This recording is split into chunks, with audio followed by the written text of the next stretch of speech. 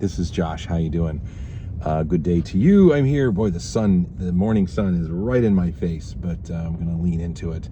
It's going to give me strength to get through a trademark complicated review of the movie The Killer's Game, which I saw last night.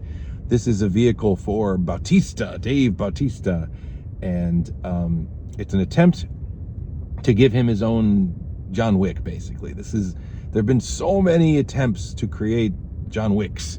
You know, we got Nobody and Boy Kills World and Atomic Blonde, and some of them are more successful than others.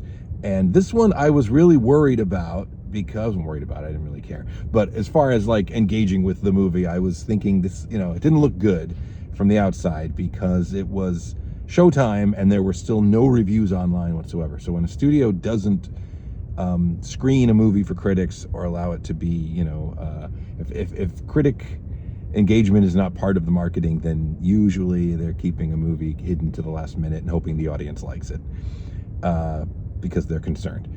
And I gotta say, given that anticipation, it's not a disaster. This movie's not terrible.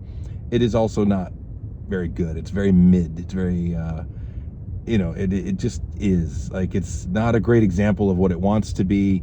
It's also not like deliciously bad or campy enough. It wants to be kind of a camp classic, I think. It can't really make up its mind, actually. It wants to be really serious and heavy and violent and have that John Wick gravitas, but then it wants to be over the top with cartoonish assassins. So essentially, here's the weird thing, is that this movie combines two things. It combines John Wick, like, what if all the assassins were going to kill the assassin you like, with the other element, which is a classic sitcom plot of someone finds out they're diagnosed with a terminal disease, and so they make a bunch of radical decisions based on that information, and then the doctor calls and says, there was a screw up, we mixed up the records, you're not really dying, and now they have to live with all of the consequences of that.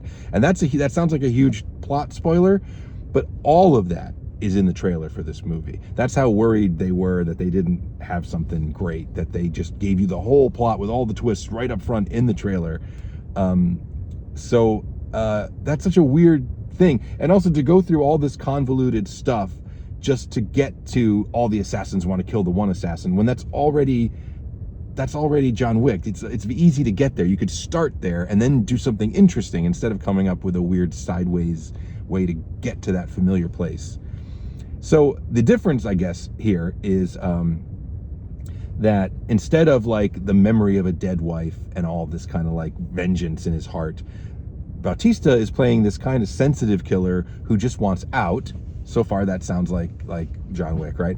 But he has a new love. He actually finds Sofia Boutella is a dancer, a ballet dancer. They call her a ballet dancer, but the dances she's doing it's very modern and interesting. She's great, but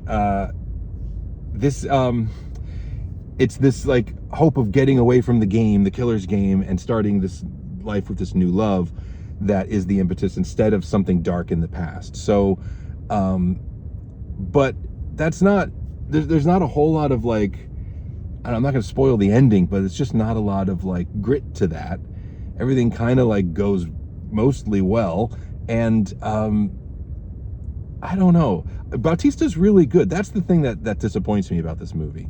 The surprise of Dave Bautista is that this giant lunkhead of a wrestler is a really good actor and a really compelling, and like not just a good screen presence, but like he plays, for someone who looks like that, he plays human beings very well. He plays like sympathetic human beings. Like The Rock is a star because he's got charisma, but he's become this like lifestyle brand. He's like this phony thing, and now his life is all about the rules of how he's allowed to present himself on screen and what audiences expect from him and all that. And I'm sure Bautista will figure that stuff out. But he's just, for my money, he's way more compelling and interesting and seems more like a real person. Unfortunately, this movie is just not the vehicle that's going to launch him. Like, he's done better work already in supporting parts. He needs a better, if he's going to star in something, it's got to be better than this. This movie is really weird. It has like really middle of the road action with really bad CGI blood that looks like Gushers fruit snacks going everywhere. It's R-rated, so it wants to lean into that, but it's just too silly.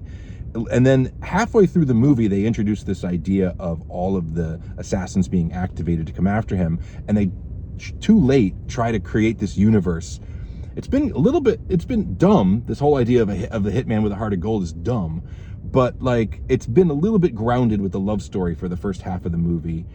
Ben Kingsley, by the way, plays his like the guy who manages him, like, you know, the guy who gives him his jobs. Which is, he's being wasted as well in this movie. But then once it tries to create this universe of wacky European assassins, they literally have like gimmicks. Like they're all European, except there's also this group of Koreans that are operating in Europe for some reason. But there's like the flamenco dancer Spanish guy, and there's like the stripper girls from London who like say, you know, dumb jokes while they blow men away, and there's like people with knives in their boots and things like that. Like, it's just incredibly silly and not compelling, and it wants to be gory, and it technically is. There's lots of blood and killing people, but it's just not creative and inventive and like as gleeful as it should be. It's all been done better elsewhere. The other thing I want to say about this movie, as I run out of things to say about it, is that, you know, in John Wick, everybody's got these guns, these nice little handguns, and once in a while they'll like level up, or they'll have like a sword fight or do something creative and clever. Everybody just has like assault rifles and grenades in this movie. People, and not like cool, like high-tech grenades. These are like World War II grenades where you pull the pin and it's a little round thing. Everyone has an inexhaustive, like, video game type of like supply of grenades, and they just throw them at each other in like face-to-face fights in this. It's crazy. It's so weird. There are so many grenades in this movie. It just is like a motif of the movie. Yeah, here, have some grenades. People in public places in Europe just throwing grenades 3 feet in front of them at someone else. It's so weird. That's all I can think to say. I might have left something out, but this movie, I think this is all that it's worth in terms of like my engagement in time and breath.